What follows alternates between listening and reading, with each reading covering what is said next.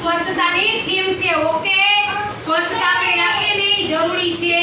પછી આપણે હાથ ધોવાની સ્ટાઈલ આમ, પહેલા હાથમાં સાબુ લેવાનું, આમ કરવાનું, પછી આમ કરવાનું બધે, પછી આમ કરવાનું, આમ બરોબર, પછી આમ કરવાનું. આપણે કાંડાની એકદમ મસ્ત આપણે આમ હાથ ધોવાના, હાથ ધોવાની કેટલી બધી સ્ટાઈલ છે.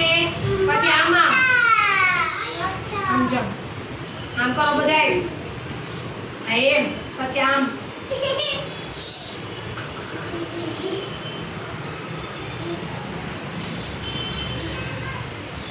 આ સ્વચ્છતા થીમ છે. ઓકે, આપણે કચરો ક્યાં નાખવાનો?